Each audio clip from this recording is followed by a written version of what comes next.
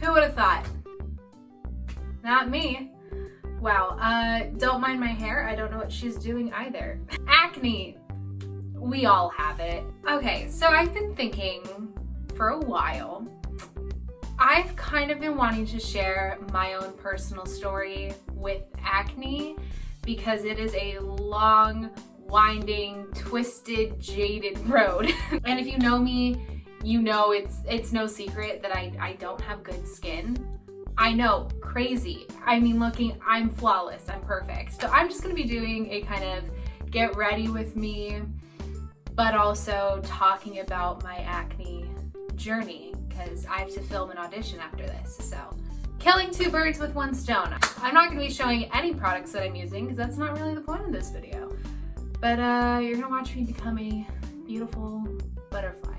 Let's talk. So I started doing theater when I was 8 years old. I did my first show when I was 8. In shows, you have to wear these makeup kits. They're like Ben Nye makeup kits. I thought I had one with me. The foundation that they give you is this like wax-based foundation, this really thick wax-based foundation. And when I was younger, I didn't really know how to properly wash my face. I didn't know there was like a correct way to do that.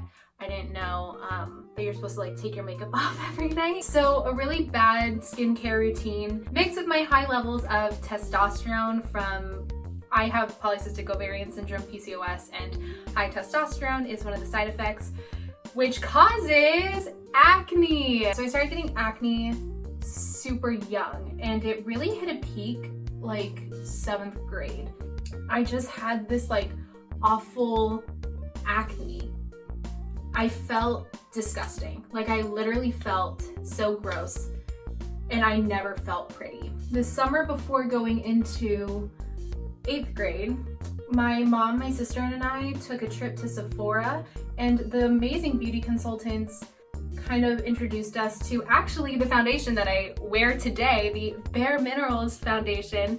It was like a powder foundation. Honestly, makeup like saved my life.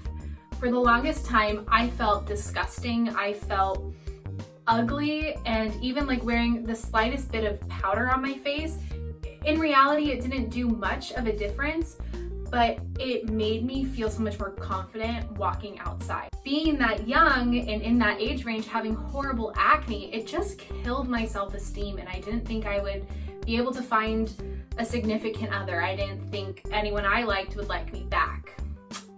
Which I'm very grateful for, like now looking back, that wasn't true. But still, it depletes your self-esteem. But makeup really was such a turning point for me in like gaining my self-esteem back. In 8th grade is when I really started playing with makeup, and 8th grade is also when I discovered YouTube. Wow, what a time. I first started watching Zoella, and I owe her so much of my like makeup foundation basics, no pun intended. I learned how to start applying makeup because of her. I just started getting really into makeup because like from watching Zoella's videos. Now, did that stop me from taking on my foundation because my acne kept getting worse and worse over the years? No. Part 2, my struggles with makeup. Makeup turned from a means of self-expression into a means of covering up. Oh my gosh, I just look at pictures from like freshman and sophomore year. I will admit, my makeup's bad. It's not it, chief. I would cake on my foundation just because my face was so bad and it wasn't getting better. And I was so scared to not wear makeup. I was like, I would always leave the house with something on just because my self-esteem was really hitting rock bottom. I just didn't feel pretty no matter what I did. And it's really hard because also, like I was saying earlier, you don't think you're pretty enough to have a significant other, which is so dumb that you're tying your beauty and your worth to like your outer appearance. I've grown and since learned from that. When I was 15, I had my first relationship, my first boyfriend when I was 15. And looking back on that relationship, it was such a pure secure relationship. I'm so grateful for it. He made me feel like so pretty, so loved. And then junior year of high school, wowie, this is a doozy. Me and my friends would do a photo shoot every year. And in these photo shoots, I tried to feel confident, but there was one photo shoot that we did the summer before my junior year, and there was like a close-up picture that I took of my face and I was like smiling, but all I could see, like, it's a super cute picture, but now all I see is my acne like showing through my foundation. And that was kind of the turning point where I'm like, I'm over it. I'm so done. I just moved to a new school. I was feeling really self-conscious about my skin. I honestly have so many insecurity issues that all stem from my face because I never felt beautiful. My junior year of high school, I made the decision to go on Accutane, which, if you don't know, is an incredibly powerful drug that literally sucks out all the oils in your body to dry out your acne. My skin was so bad while I was on it. It was all red and inflamed. It was that thing like where it had to get worse before it could get better. I am so lucky that in all my years of like really struggling with my face, no mean comments were ever said to my face except for one. I can't believe that I like skirted past the bullying on that. I'm like so grateful to my friends for like uplifting me and being so supportive. I had such empowering female friends growing up. Fast forward to senior year, my skin cleared up and I felt beautiful for the first time in so long.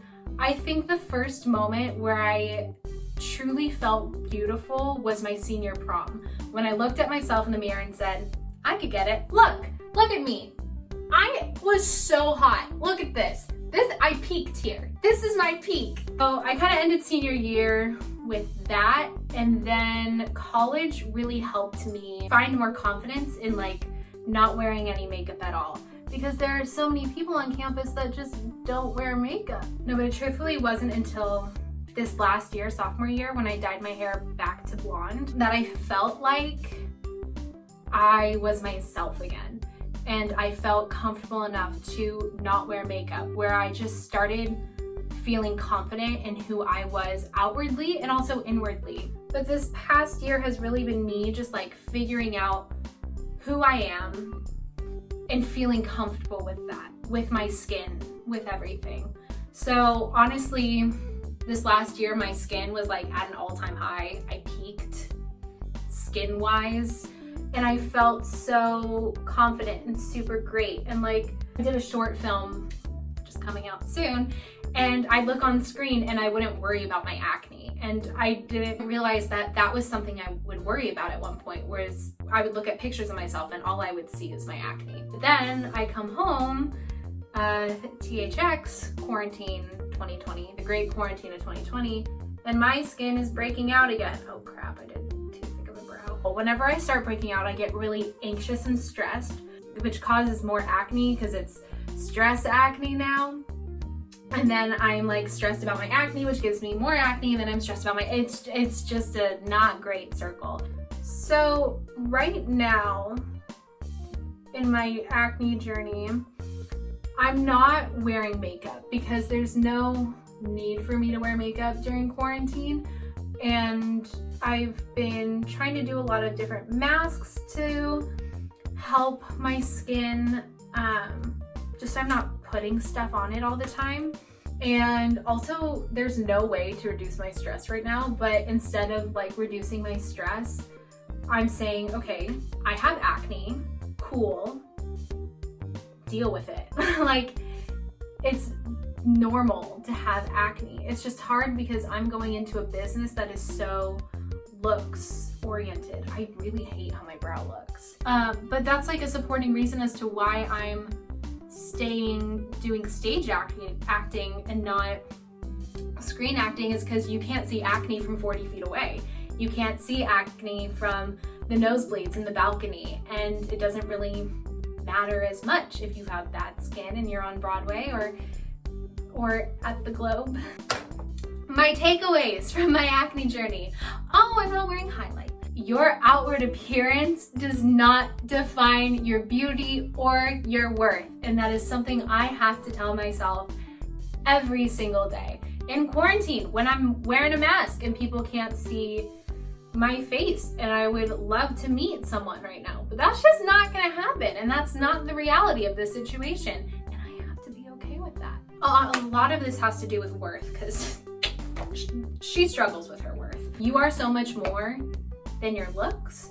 You are so much more than this. This just may be the first thing that people see of you, but it is not all of you. You have this and all of, I'm pointing to your soul and the aspects that make up your personality. You have so much more. You are so much more than your face hole. That's my story. If you've watched this far, thank you for watching. I know it was kind of scatterbrained and all over the place, but that's because I'm scatterbrained and all over the place. If you have any questions, or you want me to do a follow-up video of like what I use for my acne, this is a topic I really want to start sharing. Thank you so much for watching. I'm gonna go film my audition right now, and have a wonderful rest of your day. And look at me. Look at me in the eye. You are beautiful. I don't care what the world says. I don't care what your Instagram page says. I don't care what your feed says. I don't care what your brain thinks about you, because she's lying anyway. You are beautiful and you are amazing, but you are also so much more than your looks. And I'm sure there are a plethora of things inside you that make you beautiful. You've made it. What? It's August in 2020. We're on what, month 5 of quarantine, and you're still here? How strong and resilient of you. And I'm so proud of you. Self-care 101. Okay, I love you all, and I'll see you in the next video. Goodbye.